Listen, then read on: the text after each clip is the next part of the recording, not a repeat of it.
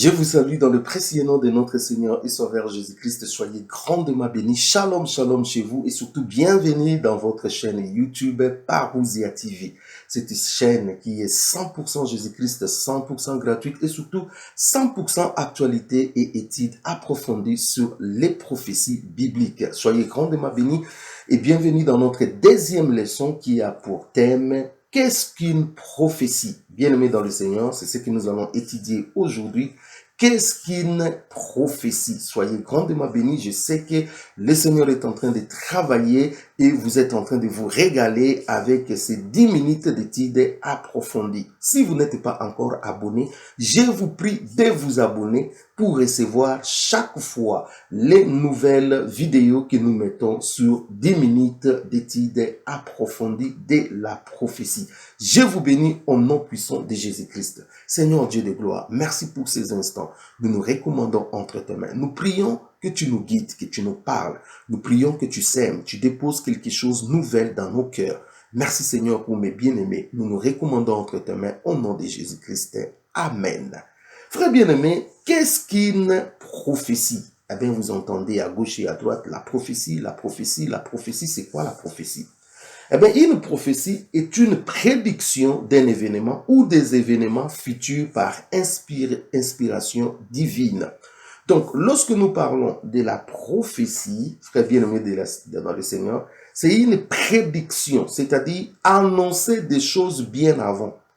Bien-aimé dans le Seigneur, méfiez-vous des gens qui vous disent que non, j'avais prédit telle chose. Oui, quand on a prédit telle chose, il faut qu'il y ait des preuves. Parce qu'aujourd'hui, nous avons des prophètes, lorsqu'il y a un événement, tout le monde dit, j'avais prédit. Non, non, non, non, non, non. Il faut qu'il y ait des témoins.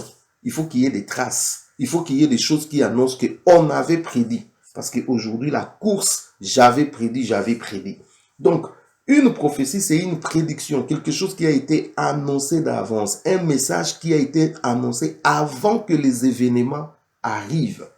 Et pour nous, enfants de Dieu, cette prophétie, cette annonce, bien-aimée dans le Seigneur, doit avoir comme inspiration, notre Dieu, c'est-à-dire une inspiration divine.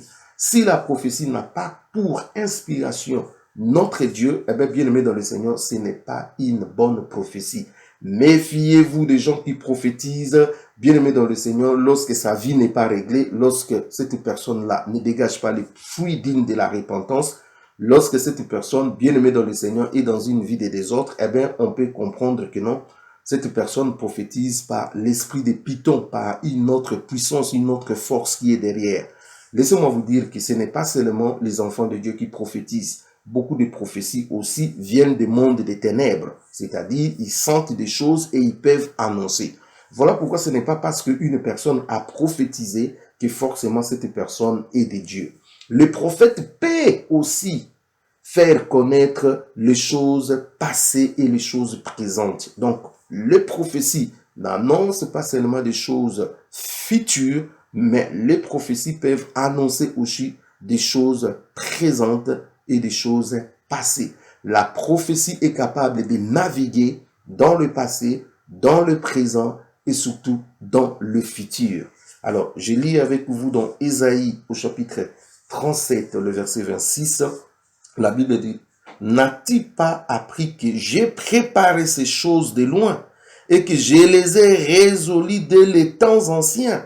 Maintenant, j'ai permis qu'elles s'accomplissent et que tu réduises des villes fortes en morceaux de ruines. Ça, c'est Dieu qui est en train de dire que, est-ce que tu n'as pas appris que ce qui arrive là, je l'ai préparé dès les temps anciens?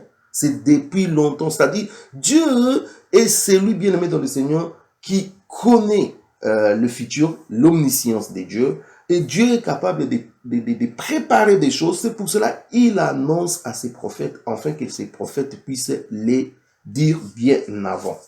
Le prophète reçoit la prophétie par différents moyens. Donc, le message prophétique est reçu de différents moyens. La Bible nous dit dans Job 33, 14, Dieu parle cependant tantôt d'une manière, tantôt d'une autre. Donc, Dieu parle tantôt d'une manière, tantôt d'une autre. Donc, le message prophétique peut venir de différentes façons, de différents moyens. Et lorsque vous lisez par exemple dans Nombre au chapitre 12, le verset 6, Dieu parle. Il dit, lorsque je vais parler avec vos prophètes, je leur parle dans des visions, je leur parle dans des songes, je leur parle ceci, cela. Mais lorsque je vais parler à Moïse, je lui parle comme un homme parle avec son ami. Dieu parlait avec Moïse comme un homme parle avec son ami. Mais à vos prophètes, il dit, ils parlent comme des profs, comme dans des visions, dans des songes. Ça, ce sont des moyens, ce sont la manière, des canaux auxquels un prophète peut recevoir le message prophétique. Donc, le message prophétique peut venir dans des visions, peut venir dans des songes, peut venir dans des révélations, peut venir dans des voix audibles, ainsi de suite. Bien-aimés dans le Seigneur, le Saint-Esprit peut aussi nous donner des messages. Ça, c'est très important. Le Saint-Esprit, parce que nous, aujourd'hui, nous avons le Saint-Esprit. Donc, on ne peut pas attendre forcément une vision, un songe, une révélation pour recevoir le message prophétique. Parce que le Saint-Esprit, bien aimé, en nous peut nous parler, parce que le Saint-Esprit parle. Quand vous avez par exemple dans Actes au chapitre 13, le verset D, la Bible dit, le Saint-Esprit dit, mettez-moi Paul et Barnabas à part. Vous voyez, le Saint-Esprit parle. C'est pour cela que le Saint-Esprit peut nous révéler des choses. Nous ne sommes pas des générations de prophètes qui doivent dormir pour attendre les messages. Je dis, nous ne sommes pas la génération des prophètes qui doivent dormir pour attendre un songe, un rêve. Non, frère bien-aimé dans le Seigneur. Nous sommes la génération qui peuvent délivrer le message, une génération de personnes qui peuvent délivrer le message directement parce que nous avons le Saint-Esprit. Le Saint-Esprit peut me parler par une voix audible et je peux directement délivrer le message. Et ça, c'est très, très important. C'est très important, frère bien-aimé dans le Seigneur. Donc, le message de Dieu peut venir par des visions, par des songes, par des révélations, voix audibles. Le Saint-Esprit peut nous parler. Ça, ce sont des moyens que le Seigneur utilise pour, en fait, nous donner la parole prophétique. Le message prophétique doit être net, clair, bien-aimé dans le Seigneur. Je dis, les messages prophétiques doivent être nets et clairs. Il y a aujourd'hui un gros problème, c'est que la plupart des prophéties que nous voyons, ce sont des prophéties, voilà, comme des verres à moitié pleins, des prophéties ambiguës, des prophéties où on ne sait pas exactement qu'est-ce que la personne a dit, des prophéties qui laissent la porte à plusieurs interprétations, et la personne peut manipuler sa prophétie, peut vous dire, non, non, non, non, la prophétie était comme ça, c'était comme ça. Non, frère bien-aimé dans le Seigneur, ce n'est pas ça. La prophétie doit être claire et nette. C'est comme un prophète a prophétisé sur une dame. Ce prophète dit à cette dame qui était grosse, qui avait un enfant, un bébé dans son ventre, le prophète dit, le Seigneur me dit, tu vas enfanter un garçon, un beau petit garçon. Si ce n'est pas un petit garçon, ça sera une belle petite fille. Ça, c'est une confusion. C'est une confusion, ce n'est pas une prophétie. Parce que nous savons que si ce n'est pas un garçon, ça sera une fille. Donc on ne peut pas, ça ce sont des prophéties ambiguës. Et aujourd'hui, nous avons des prophéties ambiguës qui remplissent les églises. Je lis avec vous dans 1 Corinthiens au chapitre 14, le verset 7. Lisons 1 Corinthiens 14, le verset 7. J'irai même jusqu'au verset 9. La Bible dit ceci. 1 Corinthiens 14, à partir du verset 7. Si les objets inanimés qui rendent un son comme une flûte ou une harpe ne rendent pas des sons distincts, comment connaîtront-on ce qui est joué sur la flûte ou sur la harpe? Et si la trompette rend un son confus, qui se préparera au combat? De même vous, si par la langue, vous ne donnez pas une parole distincte, comment sauront-on ce que vous dites, car vous parlez en l'air? Ici, il parlait par rapport en langue, mais on peut comprendre le fond du message. Le fond du message est que la trompette, nous sommes des trompettes. Un prophète, c'est une trompette. Vous voyez, frère bien-aimé dans le Seigneur, la trompette est là pour sonner. La trompette est là pour communiquer un message. Lorsque le sentinelle sonne la trompette, le son que la sentinelle envoie, bien aimé dans le Seigneur, en fait, transmet un message à ceux qui l'écoutent.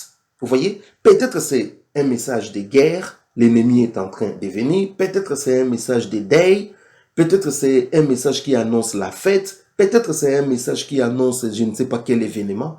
Eh bien, il faut que la sentinelle puisse sonner la trompette de manière distincte, claire, nette, pour que le message soit bien reçu par ceux qui écoutent. C'est ça la parole prophétique. Lorsqu'on prophétise, il faut que la prophétie soit claire, nette, pour que les gens qui l'écoutent puissent comprendre et se préparer. Mais aujourd'hui, nous sommes envahis par de faux prophètes qui annoncent tout simplement des fausses prophéties, des messages ambigus, des messages compliqués, et ça plonge tout simplement le peuple dans la confusion.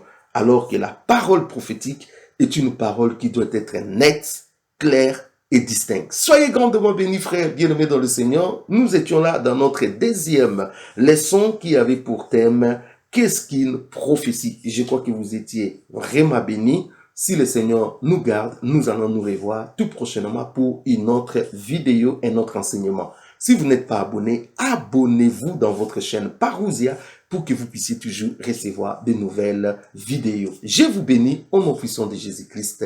Amen.